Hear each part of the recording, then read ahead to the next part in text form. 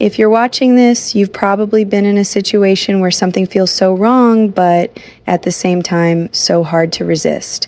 And trust me, I've been there. It started off innocent, like most things do.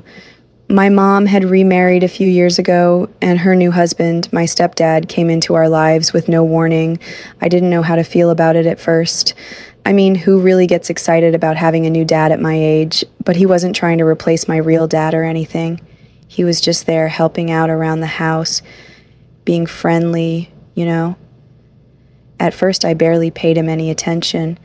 I was busy with my own life, school, work, hanging out with friends. But then things started to change, and not in the way you'd expect. It was subtle at first, just little things, a look here, a touch there, moments that felt like they were lingering too long.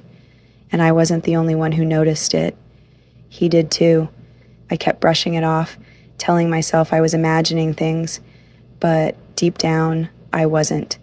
The truth is, we were both caught up in something unspoken, something neither of us dared to say out loud. One evening, everything kind of escalated. My mom was out late, she had a work event, and it was just me and him in the house. We were sitting in the living room watching TV, and that familiar feeling crept in again. You know that feeling when the air feels thick, like something's about to happen. That night, it was stronger than ever. We sat there, just the two of us, and the silence between us felt like it was saying more than any words could. Then it happened. He leaned in a little closer, just enough for me to feel the shift. I didn't move. I couldn't. My mind was racing, trying to make sense of what was happening. Should I stop it? Should I get up? But I didn't. I just froze. So where was I? Oh, right. That moment when everything felt like it was about to cross a line. He leaned in, and I swear, time stood still. My heart was pounding in my chest, and I could feel this tension building between us, the kind you can't ignore. I didn't know what to do. It was like we were both silently waiting for the other person to make a move or pull away, but neither of us did. Then suddenly he reached out and lightly brushed a strand of hair behind my ear. It was such a simple gesture, but in that moment, it felt like everything changed. My mind was screaming at me to get up, to break this weird spell that had taken over the room, but I stayed frozen. I remember thinking, is this really happening? I mean, this was my stepdad, the guy who had been living under the same roof as me, who had married my mom. This shouldn't have been happening, right? But there we were, sitting too close, caught in a moment that neither of us seemed able to stop. And then, just as things were getting way too intense, we heard the sound of the front door unlocking. My mom was home. We both jumped like we'd been caught doing something wrong, even though nothing really happened yet. He quickly moved away, and I stood up so fast that I almost tripped over the coffee table. My mom walked in, completely oblivious to the strange energy that had just filled the room. "Hey, you two," she said, all cheery and unaware. "What have you been up to?" I could barely look her in the eye. "Nothing," I mumbled, trying to sound normal, but my voice was shaky, and I'm pretty sure my face was flushed. He didn't say much either, just muttered something about watching TV, but I could feel his eyes on me. I wanted to escape, to get away from the room, from him, from everything, so I made an excuse and went to my room, locking the door behind me. As I sat on my bed, I couldn't stop thinking about what had almost happened. I felt guilty, confused, and honestly a little scared. Was this something I wanted, or was it something I had no control over? I didn't know the answer, and it was eating me up inside. But one thing was for sure, this wasn't over, not by a long shot. After that night, things between us felt different. We both knew something had shifted, but neither of us was willing to talk about it. It was like this unspoken secret hanging in the air, growing heavier every day. I tried to avoid him as much as possible. Whenever I heard him walking around the house, I'd go the other way. If he was in the kitchen, I'd stay in my room. But avoiding him was easier said than done. After all, we lived under the same roof. The weird part was, even though I was avoiding him, I couldn't stop thinking about him. My mind kept replaying that moment in the living room, wondering what might have happened if my mom hadn't come home when she did, It was messing with my head. I knew I shouldn't be thinking about him like that, but I couldn't help it. And I had no one to talk to about it, no way to get it off my chest. One afternoon, I thought I'd finally get a break. My mom had gone out for the day, and I figured it was the perfect time to just relax and clear my mind. I had my headphones on, music blasting, trying to drown out my thoughts.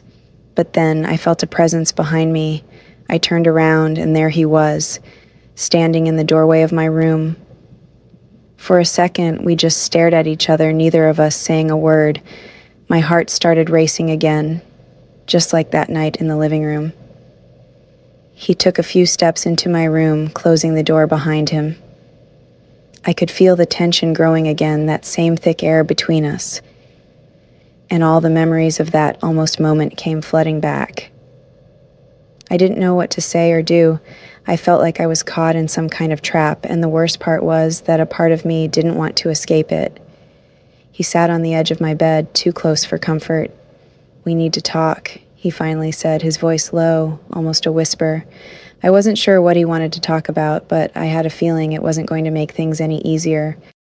I nodded, but I didn't trust myself to speak. My throat felt tight, and my hands were shaking. All I wanted to do was get out of the room, out of the situation, but at the same time, I was glued to the spot. "I don't know what's happening between us," he said, and that's when I knew he felt it too. It wasn't just in my head. "But it can't happen. You know that, right?" Of course I knew that, but hearing him say it out loud made it all so real. I nodded again, my heart pounding in my ears. "We have to stop this, whatever it is," he said, but there was something in his voice that made me wonder if he really wanted to stop, because I wasn't sure if I did either, and just like that, he stood up and walked out of the room, leaving me sitting there completely torn. On one hand, I knew this had to end before something went too far, but on the other hand, there was a part of me that couldn't let go. After that conversation, I thought things would go back to normal, or at least I hoped they would, but nothing felt normal anymore. For the next few days, I avoided him like the plague. Every time I heard his voice or saw him around the house, my stomach twisted into knots. I kept telling myself it was over, that whatever had been building between us had been shut down, but deep down, I knew it wasn't that simple. Then came the night when everything almost spiraled out of control. My mom had left town for the weekend to visit family, leaving just the two of us at home. I had been dreading it ever since she told me. I wasn't sure if I could handle being alone with him after everything that had happened. The tension between us had never fully disappeared. It was just buried under the surface, waiting for the right moment to rise up again. That night I stayed in my room, pretending to be busy, but eventually I had to come out to grab something to eat. When I walked into the kitchen, there he was, sitting at the table, casually scrolling through his phone. He looked up as soon as he saw me. For a moment, it felt like time slowed down. I could feel the air get thick again, the same way it had before. I tried to keep my distance, but as I moved to grab something from the fridge, he stood up, closing the space between us. "I think we need to talk again," he said, his voice calm but heavy with meaning. I didn't want to talk. I didn't want to be in that moment, but I couldn't avoid it any longer. "About what?" I asked, even though I already knew the answer. "About us," he said, and just like that, it felt like we were back in that living room, sitting too close, about to cross a line neither of us could come back from. He stepped closer, and I could feel my heart racing. I backed up against the counter, unsure of what to do, my mind spinning.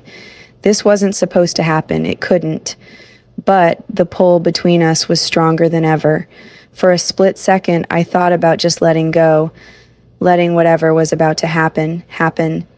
But then something clicked in my head, something that snapped me back to reality. "This can't happen," I blurted out, my voice shaking but firm. "We can't do this." He looked at me, his expression unreadable. "I know," he said softly, almost like he was trying to convince himself. There was this long, heavy silence between us, and in that silence, something shifted. It was like we both finally understood that this wasn't just wrong, it was something that could ruin everything, for him, for me, for my mom. I took a deep breath and stepped away from him, breaking the tension once and for all. "We can't," I repeated, my voice stronger this time. He nodded, finally backing off. The look on his face was a mix of regret and relief. "You're right," he said. "We can't." And just like that, the spell was broken. It wasn't easy, and it didn't make the feelings go away overnight. But we both knew we couldn't cross that line. No matter how close we got, no matter how tempting it was, we had to stop. That night, I locked myself in my room and didn't come out until the next day. I spent the rest of the weekend trying to process everything that had happened, trying to make sense of the feelings that I couldn't quite shake. But in the end, I knew I had made the right decision. Sometimes you have to be the one to step back, even when it feels impossible, because some lines are never meant to be crossed, and that's how it almost happened. I still think about it sometimes, but I'm glad I didn't let things go too far. What do you think? Let me know in the comments below. Thanks for watching, and make sure to subscribe so you don't miss any of my stories. See you in the next one.